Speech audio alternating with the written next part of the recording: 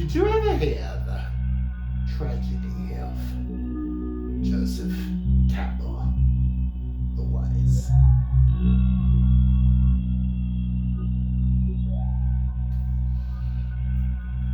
I thought not.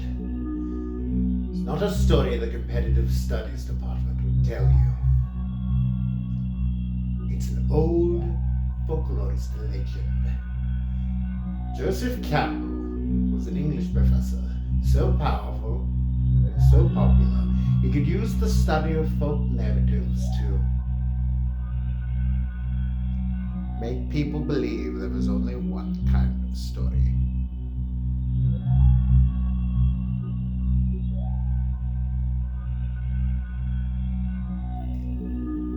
He had such a knowledge of what he called the monomyth that he could even convince Americans they were unique among nations, that they should invade Vietnam.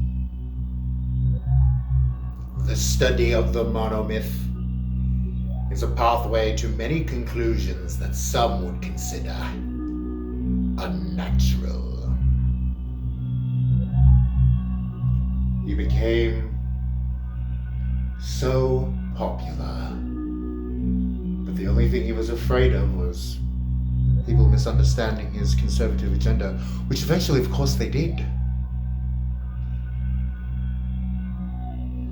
Unfortunately, he taught his apprentice Lucas everything he knew, and then his apprentice used the monomyth to make a fairy tale about losing Vietnam. Ironic. He could make any story an allegory for traditional values, except his own. Joseph Campbell was a conservative? Oh yeah, totally. He was a conservative Catholic. The New York Times in the late 80s published some anecdotes that are like what we would today consider cancelable, but it's all hearsay, so who knows? Bill Moyers said he'd be a never-Trumper, so I don't know, maybe he's like a John Kasich guy? Then why does any old hippie believe in the monomyth? It's not a matter of anything Joseph Campbell did. It's about how George Lucas used folk genres to write Star Wars.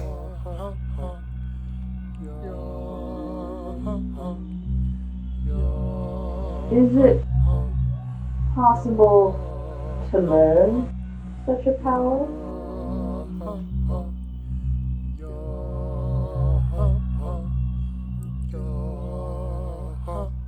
Not from an English professor.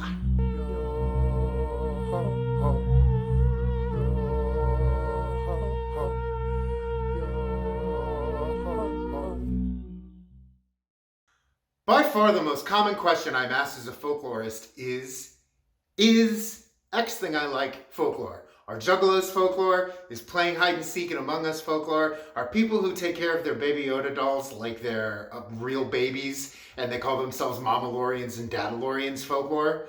The answers to those, of course, are yes, yes, and yes. And actually, those are all three things asked of me in the same group chat. This is kind of the thing about folklore. It's one of those things that everyone knows a lot about without actually knowing the definitions. But by far, the most common version of this question I am asked is Star Wars folklore? 3 ways you can answer that. 1, no, it's pop culture. 2, yes, when the fans come up with their own folk culture. And 3, kind of, because definitionally it's not, but it's supposed to feel like folklore. Let's look at answer number 1. No, Star Wars is not folklore. Traditional stories from folk groups, and those are called folk narratives, don't have what people would really call an author. They're normally works that belong to a group of people. Like, no one knows the first person to write the story of Snow White. It's a story that gets traced back to Germany. Sometimes a folk narrative can have a single author, but it becomes folklore once it becomes divorced from that author and part of a group's culture. For example, Paul Bunyan is generally considered American folklore by most Americans, even though he was invented by Adman William B. Loghead. But come on, We grew up in this country hearing stories about Paul Bunyan and how he represents the American spirit and manifests destiny in the Midwest and all that stuff. It's part of our culture. So to answer question number 1, Star Wars is therefore not folklore because it was created by one guy, George Lucas, and it's owned by one corporation, Disney. It's not a part of folk culture, it's a part of popular culture. Popular culture is spread different from folk culture, whereas folk culture is spread like... and pop culture is spread like...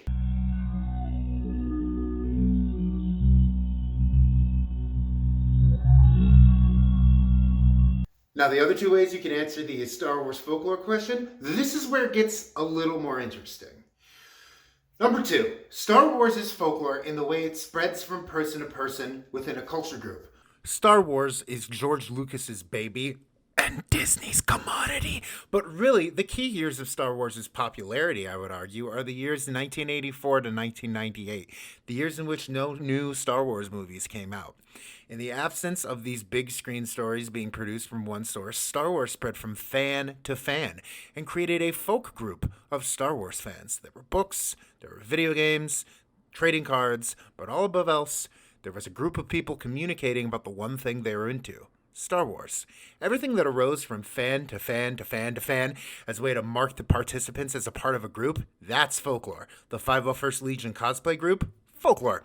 The fanfics, folklore. Fan art, fan edits, fan music, that's all folklore.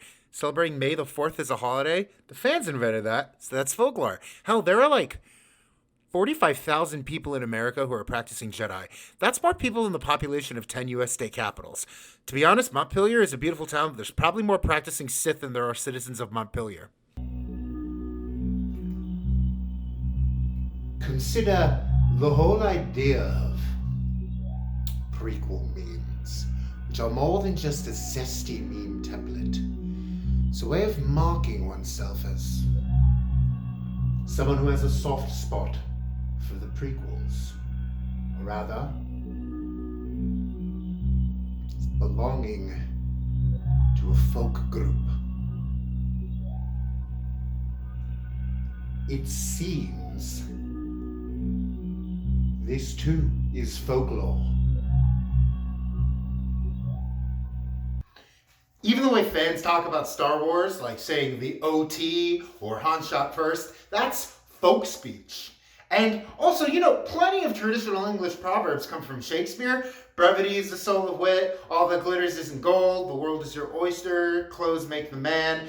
It's just generally, it's been so long since Shakespeare times, nobody knows that they're quoting Shakespeare. What's going to happen, like in 400 years? Are people going to say stuff like, do or do not, there is no try? A Jedi mind trick, this is how liberty dies, to thunderous applause, and not realize they're quoting George Lucas times? Until writing this, I forgot that no one shortened Android to droid before George Lucas. But answer number 3, Star Wars is not quite folklore, it's folklore-esque. Now what does that mean? According to Michael Dylan Foster and Jeff Tolbert, the folkloresque is the product created when popular culture appropriates or reinvents folkloric themes, characters, and images. So Star Wars is in that gray area. Star Wars is a commodity invented by one George Lucas and distributed by a film studio, but it spends its time tugging at your psyche and heartstrings with folkloric themes and reinvented folkloric archetypes. The farm boy and the wizard on a quest, the sword that gets handed down, the psychic desire to create a better world by confronting the sins of the past generation, all folkloric tropes or motifs. So now we know that Star Wars is kind of in this gray area between folklore and pop culture. It has folk culture about the series that gets spread from person to person, yet the movies are owned by a huge multinational corporation, so it's pop culture. It uses folkloric motifs and themes to make sci-fi elements feel more universal. So, assuming that Star Wars borrows these themes and motifs from folklore, what genre of folklore is Star Wars drawing from? To me, that's the more interesting question than, is Star Wars folklore? It's, what genre of folklore is Star Wars trying to be? Alright, first I have to go over the different kinds of folk narrative, and anyone who's taken an introduction to folklore class knows exactly where I'm going. But, oh God, is that William Bascom's music? Hello! Hi there. Welcome to the Folk Narrative Chart. God, I hope this works. This is created by William Bascom from UCLA in 1964. This is like the most organized way to teach people the difference between a myth, a folktale, and a legend. So we've got myth, the sacred, realer than real, origin story of the universe. That is the building blocks of your worldview. It answers the existential questions of existence. All right, let's give you an example. Oh, I'm the chart now. Let's give you an example of a myth most people watching this will know, and that's Jesus. And no, read the chart. I'm not saying, oh, Jesus is a myth. Checkmate Christians. I am the true rational skeptic. No, I'm saying the opposite. I'm saying Jesus is the realer than real origin story of the universe. It's the chart. Follow the chart. Let's take the intro to John's Gospel. In the beginning was the Word, and the Word was with God, and the Word was God. He was with God in the beginning. Through him all things were made. Without him nothing was made that has been made. In him was life, and that life was the light of all mankind. The light shines with him in the darkness, and the darkness has not overcome it. Or if I may translate that, greetings, fellow Christians. Let's flash back to the beginning of time and meet this non-human entity called the Word. The Word has been God and next to God simultaneously at the same time since the world was swirling darkness. All of the happiness and creation and light and stuff you like in the world was the Word. And we are about to witness the 30-something years where the Word became a person, Jesus, and God learned that we humans are complicated but very much worth saving. Or take legend, the narrative set in our times with people like us that gives us working approximations of how the world works according to our group. It's a metaphor told by insiders to come to grips with or reinforced by insiders think this way. It takes our fears and synthesizes them into stories that work out why we believe the way we do. Gibbs Bridge is a road outside my hometown. It's a one-lane bridge that goes over a ravine that spans Ohio and Michigan. One night, 4 kids were driving home from the prom, and they had to cross the bridge. On the other side of this bridge, coming south, was a drunk driver with his lights off. Of course, they didn't see this car coming because the lights were off. They collide over the one-lane portion of the bridge, screeching tires, sound of broken glass and metal. All of these people, the 4 prom kids and the drunk driver, all fall into the ravine and die. We then say, in where I grew up in Ohio, if you show up to Gibbs Bridge at midnight on a Friday, you can still hear the sounds of the prom kids laughing and the screeching tires as the 2 cars are about to collide on the one-lane bridge. It's got all of these details, cars, drunk driving, prom, that can set it in the historical past or the historical present. What I'm saying is not the mythical past where God's walked the earth. And it gives us a way of talking about 2 of our deep-seated anxieties. You know what? It might be the oldest story known to Ohioans because the moral of the story is life is fleeting and Michigan wants you dead. Last is folktales. Last is folktales, which function as the fictional traditional entertainment, the treats of narrative. Sometimes you just want a predictable story with like little to no nuance where the good guy wins, the bad guy loses, and the prince and the princess.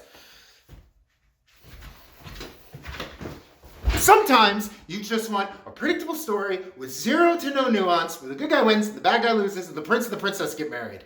They're bite-sized little morality plays that give us the ending we want from a story, okay? They're fun. They're not our mythic origins or historical past. Nobody in Bavaria venerates Snow White as their ancestor. Sometimes it's just fun to hear good fiction, and fiction that has been passed along traditionally for a while, has stood the test of time of being both fun and good. And shit, that's like the mission statement of the Walt Disney Corporation. Honestly, Disney buying Star Wars is a no-brainer because it's America's most popular and well-known folklore-esque folktale. I'm going to get even more specific, and I'm going to say the original trilogy is probably closest to Märchen, the German term for household tales. You know, fun tales you tell around the house. Living room entertainment. They're formulaic, fun, and most importantly, fundamental. What's another F word I can come up with? Fucking easy to understand. They're these nice little good versus evil morality stories that no one thinks actually happened, but They encapsulate our morality in the most easy to understand way. Okay, look, the OT gave us a farm boy who realized he was the lost heir to a line of wizard knights. 2 comic relief stock characters gave him a message from a princess, so he finds the wizard, who gives him his ancestral sword. He then fights 2 outlaws with hearts of gold, finds the fortress, where the dark wizard and the general live, rescues the princess, loses the wizard, and saves the day. Further tales with these heroes involve an even older, more wizardy wizard, a group of cute animal people, and an even dark wizardy or a dark wizard.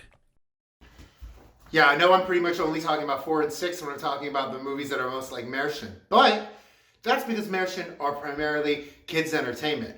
Let's look at, for example, probably the most famous example of Märchen, the Brothers Grimm Kind und Hausmärchen, their collection of folk tales from Germany in the late 1800s. What word do the English translators use instead of Märchen when they translate that title? Grimm's fairy tales. People love fairy tales or folk tales or Märchen or fantasy, no matter what your culture calls it. And yeah, we're talking about 4 and 6. I call them fairy tales. I call them kids' movies. You know, you go back and watch them. There's like some tonal discrepancy. There's some pacing things. And being able to call them like children's entertainment kind of negates some of the discrepancies and makes it a more coherent watch. It kind of hurts the movie when you're really looking at it at a critical lens, some of like the weird dialogue and the editing problems. I pretty much left episode 5, The Empire Strikes Back, out of this conversation. And that's because I have my first Star Wars spicy take incoming.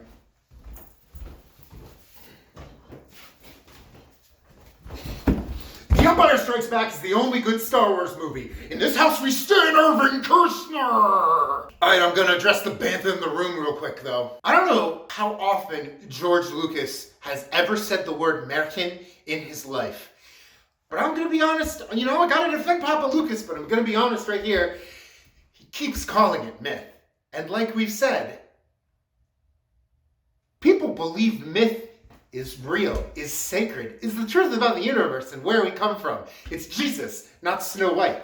Look, I can imagine a lot of people watching this video are just learning this definition for myth. However, George Lucas claims to know a lot about traditional genres, and he calls it myth more than he calls it anything else, which is kind of a dumb guy move and might back you into a corner. I can't hate on George Lucas because, he gave us Star Wars in the first place. And he's an anti-imperialist king. You did something very interesting with Star Wars, if you think about it. The good guys are the rebels.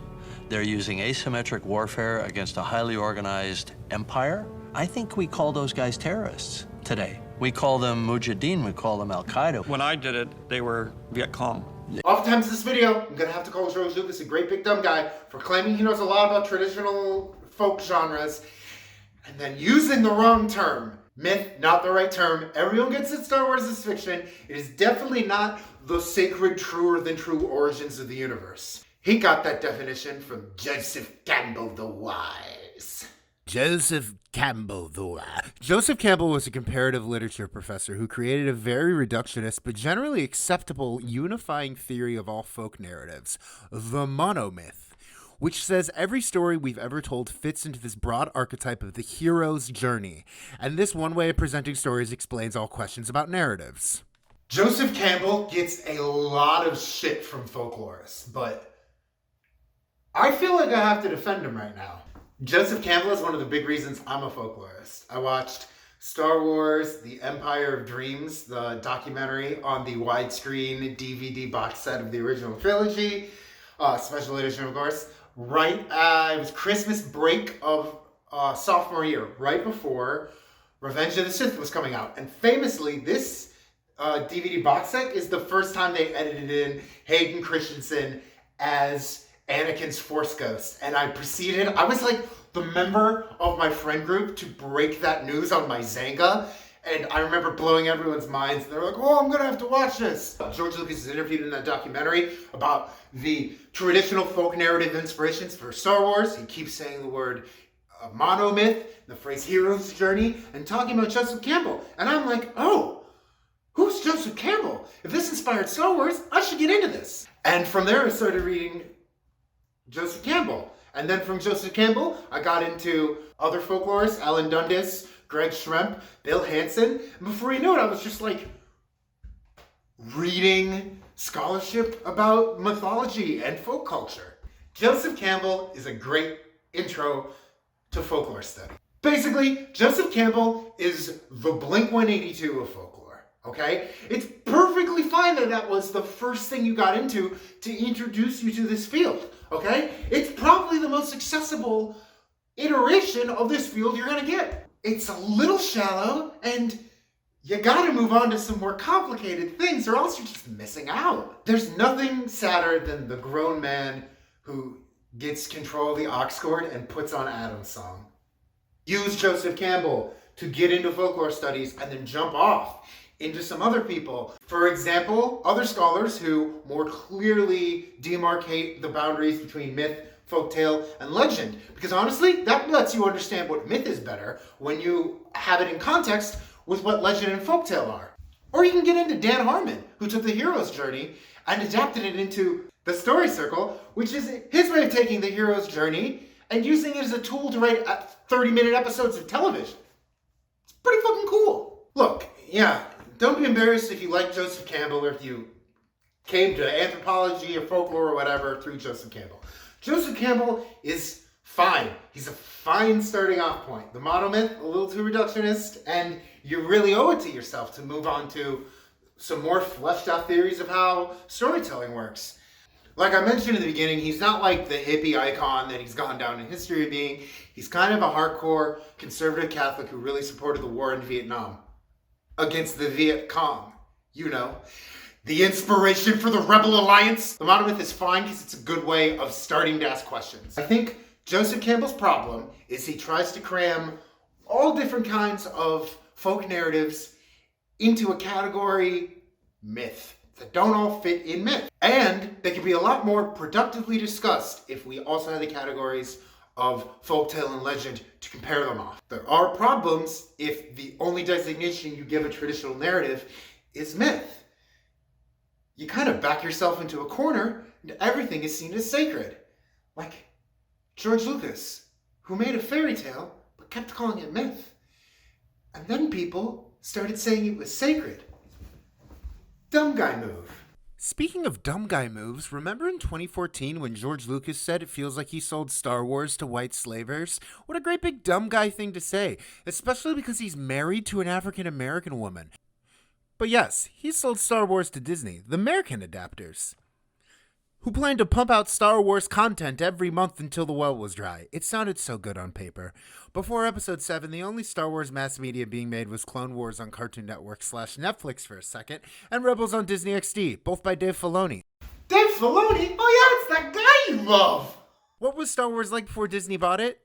In the period between 3 and 7, it was weird. It was this overcomplicated, over-serious mess of continuity. Like I said, you had novels, you had comics, you had video games. Getting people into the movies was kind of whatever. Here's a story from my teenage years. We had a friend, Ben. Me and my brother had a friend named Ben, and Ben had never seen any Star Wars movies. And we, watched a lot of Star Wars. We were like, Ben, why haven't you seen Star Wars? And he was like, oh, I don't want to, be in on the investment. I don't want to have to watch, 6 2.5-hour long movies, and I'm gonna have to learn a religion and everyone's name has unpronounceable apostrophes in it. There was this weird barrier. There was this hump you had to get over in order to get into Star Wars. But one day we sat Ben down for 15 hours. We had breaks, don't worry. We had a smoothie break.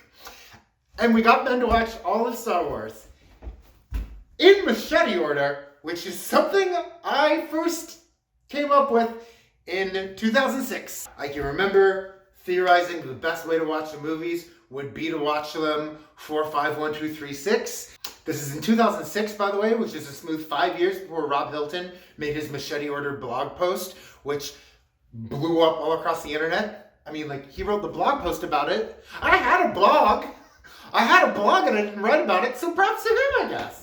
But yeah, this was in summer of 2008. We watched Machete Order with my friend Ben, and he loved it, and he's a lifelong Star Wars fan. So here's a question I've been building to for a while. Why was it so hard to get Ben into Star Wars if they're just space Märchen? To borrow a mythic phrase, the original sin of the original trilogy is George's genre misinterpretation.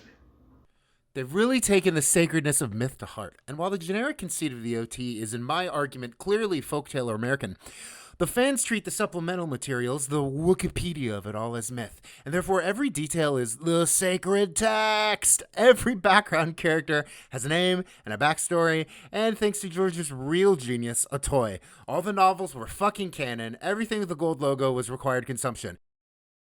These become sacred texts, the carriers of our fundamental mythic narratives, and you can't change sacred texts without being labeled a heretic.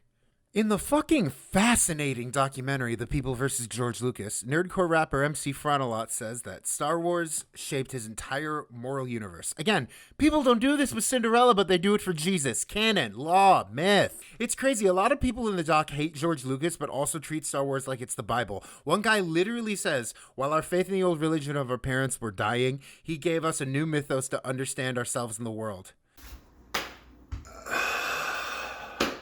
I don't even know what to make of that one. So George, I assume, but I can't prove without talking to George to be transparent, decided the tone of the prequels had to be different, because now he was the prophet for an invented religion. These new movies needed to be a historical supplement to the Holy Trilogy. They were going to be tonally different to keep up with how the EU had grown. There would be politics, grief, romance, gray morality, and all the while, and importantly, doing the thing George Lucas sought down to do for film history, creating paradigm-shifting special effects processes. In terms of the story, the prequels are like, whatever. I was 9 when Phantom Menace came out. I was like the exact perfect age for it. So they're meh, but like, they're part of my childhood. But yeah, tonally, Star Wars is becoming a mess. You got 4 and 6 as these sort of space Märchen.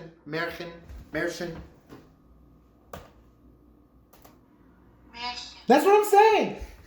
You got 4 and 6 as the space Märchen. You've got 5 as this like amazing prestige 2001-ass sci-fi drama. You've got the whole extended universe taking on this mythic tone. And then you've got the prequels. It's like a Shakespeare history play.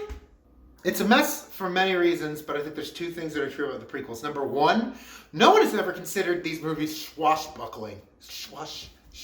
I'm interpreting that as the folktale of it all is gone. And like, yes, George Lucas is a creative and he's allowed to do whatever he wants with his universe he created, but like, it's weird that no one stopped him from making like a Buck Rogers War in Iraq history play. But hey, that is in no way like the biggest, greatest, dumbest guy thing he's ever said. I still say that's when he says he felt like he sold his children to white slavers. And again, he has a biracial daughter. And when she grows up, she's going to watch her father talking to Charlie Rose, and he's going to compare working with Disney to selling his kids to white slavers. And then she's going to have to Google who is Charlie Rose. Oh, hi. This is my officially licensed Disney Star Wars merchandise. Where was I? Disney. Oh, yes, Disney. The American Märchen people. That's hard to say. They bought Star Wars and they produced episode 7. And the consensus was, it just feels like Star Wars again. And fucking why is that? Because they made it tonally like a Märchen again. Now, how'd they do that? Is it because they cribbed plot points directly from 4? No one fucking cared, especially not after sitting through 3 prequels, because the tone was back. The fairy tale of it all was back. We loved it, folks. It was a high quality, competently made blockbuster that felt like a folktale, even if it felt exactly like episode 4 again. A lot of people were willing to look past that because they got the tone right. But hey, it was still pretty fraught back then. Disney, when they bought Star Wars, took the extended universe, the comics, the books, the video games, and they decanonized it. Huh. They downgraded it into legends. Legends. From mythical legends. Huh. Wow, that's actually a really good distinction. That pissed a lot of people off. Disney made Rogue One, and that was much more of the prequel history play that people wanted in the first place. I almost can't spend too much time on Rogue One at all, because it's not supposed to be like a folk narrative. It's supposed to be somewhere between a war movie and a Wikipedia article. Look, They had a really cool opportunity to do an awesome war movie set in Star Wars, and instead they just had stock characters you 100% don't remember all their names, and they're just in the movie running around filling out the Wikipedia article for the Death Star. But it's all worth it because we got to see Mon Mothma and Basil Oregano and Darth Vader in his prime! Actually, wait. Okay, my roommate is coming home. Okay, watch this. Hey roommate, what's up? Nothing. Can you answer me a question? I may. Who's your favorite character in Rogue One? Jyn Erso. It's Jyn Erso? No, it's Diego Luna, but I can't remember his freaking name in the movie. It's cool, mine's Donnie Yen. Okay, at the very least, fine. We're back on the right track for what Star Wars fans wanted out of more Star Wars movies, okay? And now Disney's gonna bring in the director of the best episode of television of all time. He did Ozymandias. That's the best episode of TV ever made. I don't make the rules here. So here we go. I'm gonna talk about the last... Oh, come on! I didn't even fucking say anything! I didn't finish my fucking sentence! People like to say that Rian Johnson subverted their expectations. Look, I get that argument, but let me just say as a folklorist, I don't think that's the thing you're mad at. For one, good sequels subvert your expectations. Empire subverts your expectations. Fuck! Just wait till Denis Villeneuve adapts the best sequel of all time, Dune Messiah. That subverts your expectations. Paul's character arc in Dune Messiah makes blue milk drinking Luke Skywalker look like CGI mannequin-faced Luke Skywalker. Here's where I think Rian Johnson messed up. Rian Johnson made a Star Wars movie that's like a folk narrative in a folklore-esque way, but he adapted tropes from the wrong genre. Now here's where I admittedly think Rian Johnson kind of messed up. Yes? He did his own folklore-esque take on Star Wars, but instead of adapting tropes from fairy tales, which everyone kind of agrees is the best way to make Star Wars, Rian Johnson took elements from legend. Well, I guess it's time to talk about The Last Jedi on YouTube. Alright, here's where I stand. Even though I generally think this movie has some huge flaws, The Last Jedi is one of my favorite Star Wars movies.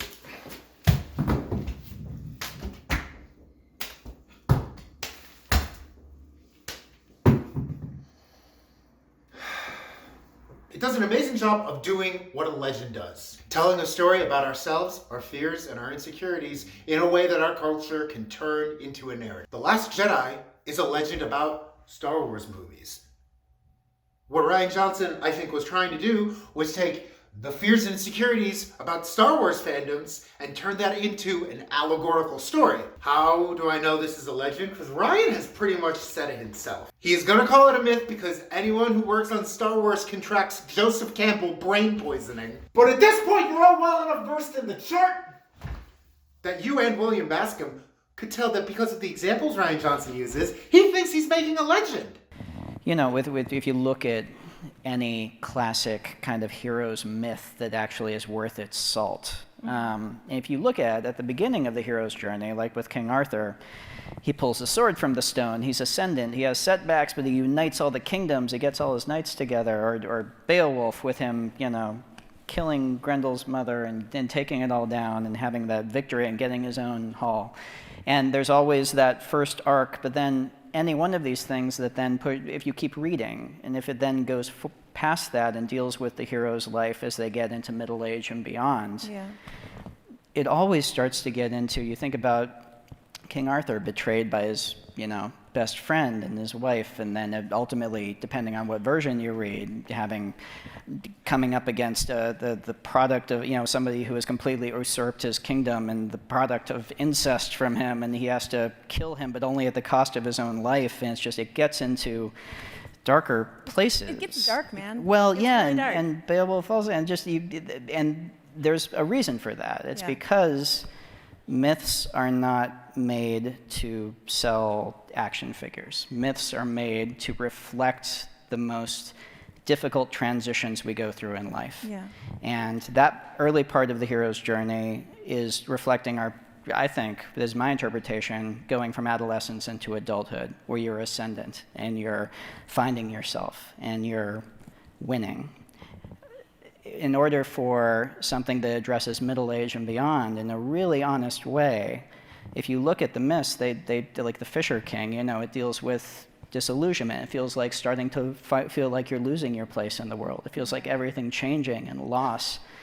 And that's because they're honest, and that's because they have to be honest, because that's what these things are there for, and I feel like it would be a betrayal of them and of Luke Skywalker as a character not to take it seriously enough to reflect that, I think, and to just give us the waxworks version of Luke that we might love and expect, because he's up there and as the action figure in plastic on our wall looking heroic and stuff. But if you want to take him seriously as a character, for me at least, it felt important to go into that realm. So anyway, as you can tell by my 45-minute dissertation on it. You thought about it a little bit? So Rian Johnson approached this movie like it was King Arthur, a semi-historical legendary figure who had the kinds of problems we have in our real lives and will die facing his mistakes. He's a historical character. Luke has lived on in pop culture as the archetypal Gen X dreamer. And like Ryan said, he's the king who has to deal with his problems you don't have to in a fairy tale.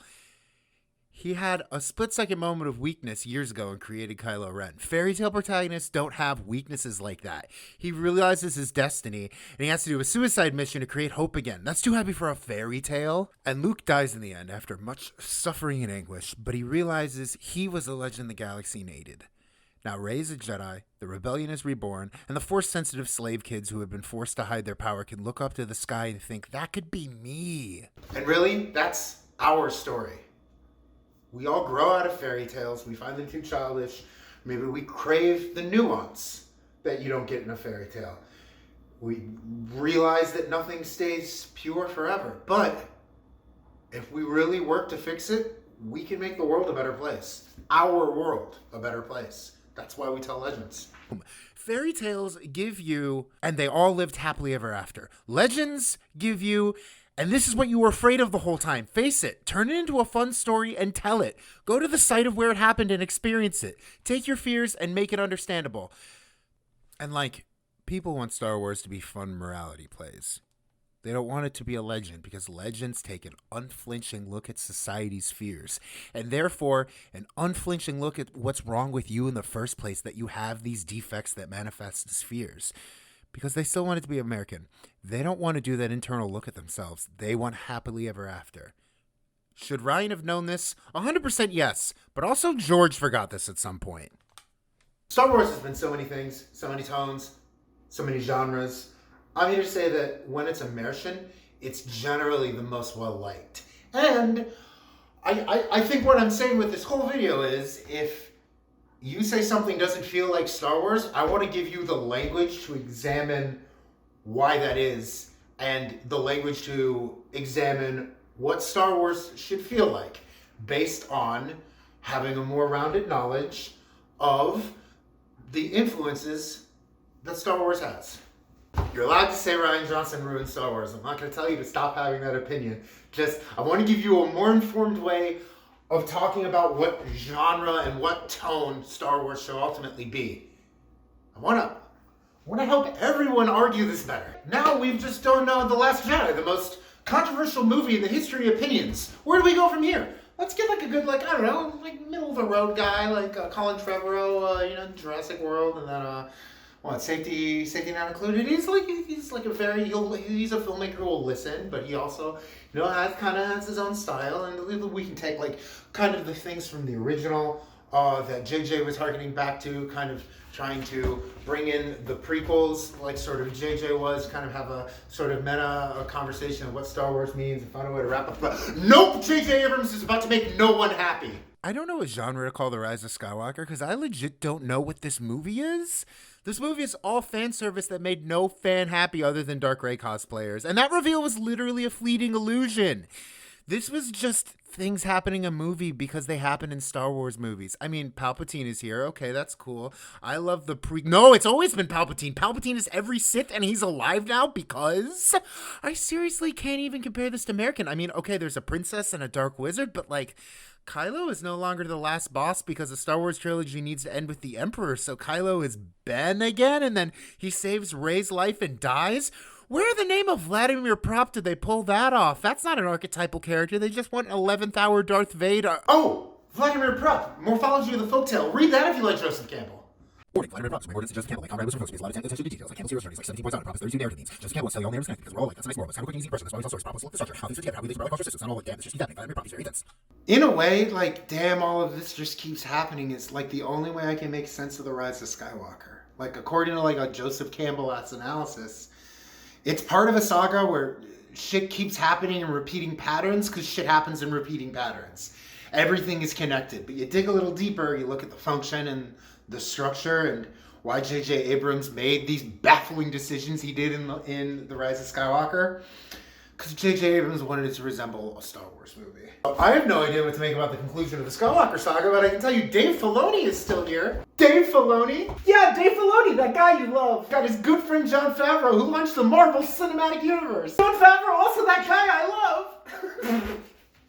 Dave is Lucas's handpicked successor. Dave knows Star Wars, so the fans say, better than anyone else. I mean, Christ, have you seen that episode of Disney Gallery? Dave articulated the point of the Phantom Menace better than the Phantom Menace did.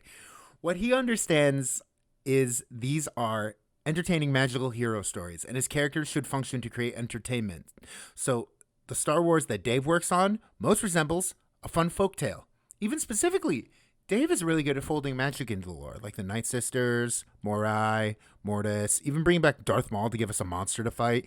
Dave made his bones going back to the prequels and spent a decade making them totally more consistent with the original trilogy, aka more of a folktale. I will defend Clone Wars and Rebels. I think they're some of the best Star Wars to exist, and totally they're the most like a fairy tale. Here's another thing everyone was saying when The Mandalorian came out. The Mandalorian feels like Star Wars again.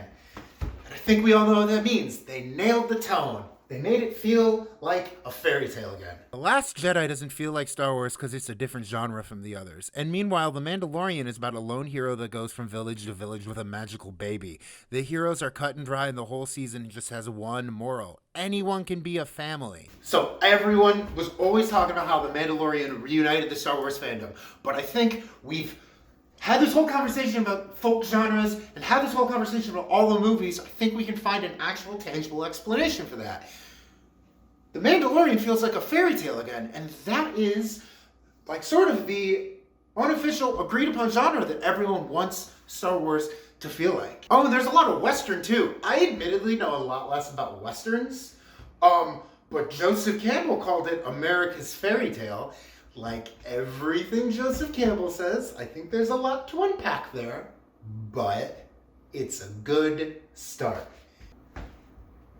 As for Book 2, I am going to be far less forgiving about Book 2.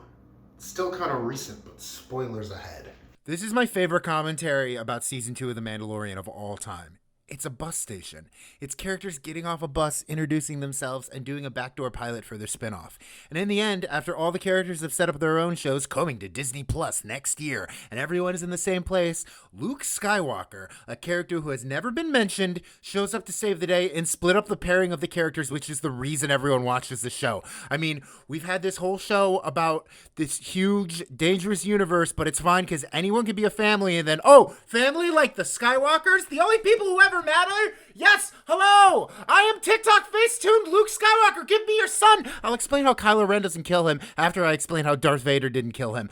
Look, I love it when the Marvel movies did this, but the Marvel movies did backdoor pilots for other movies because that was a new frontier for cinema. That's something comics do all the time, especially the Kirby and Lee comics of the 60s. TV also does that all the time. It feels like Luke is going to take Grogu to Frasier with him. Chapter 2 of The Mandalorian was like the Iron Man 2 of Star Wars. Star Wars derailed everything I liked about the first season of The Mandalorian in the name of using Chapter 2 as its way to set up a cinematic universe. And like folktales do that too, or Disney-owned properties do that. That's what I mean to say. It misses the point of making Star Wars a folktale for me. But it's worth it to see Luke Skywalker in his prime! I swear to Shai Hulud, there's going to be pressure for Denis Villeneuve to adapt Paul of Dune before Dune Messiah, because we want to see Muad'Dib in his prime! All right. Very glad I got that out.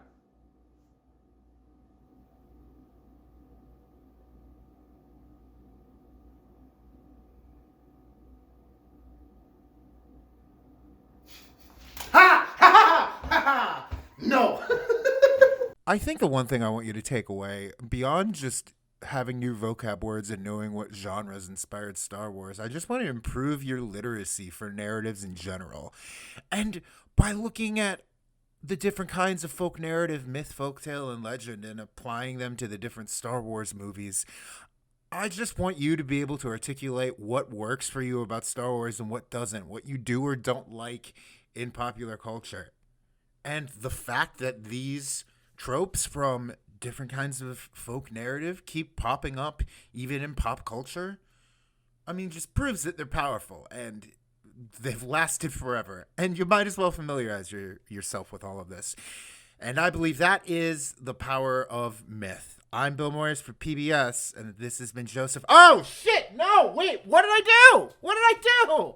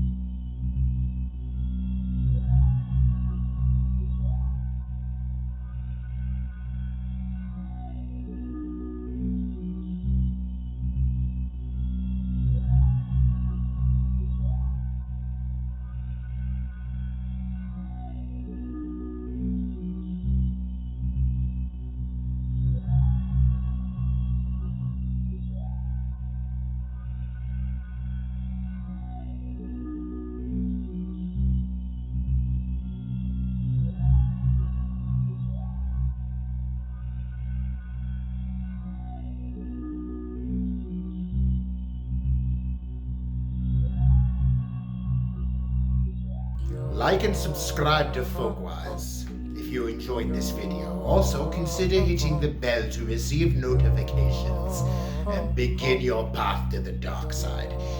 If you want more, there's a link to the Discord in the description. Click it and fulfill your destiny. Also, I will have you know our Twitch stream is fully operational. I can't keep doing this voice forever. Hey, also, did you know that swashbuckler comes from two words? Swash, which is to make a loud, glancing noise, and buckler, which is like the little shield a sword fighter uses. So a swashbuckler is someone who bing, bing, bing, bing, bing, bing, bing, bing, makes a loud noise against their shield in fights. You know? Bing, bing, bing. I think that's pretty cool.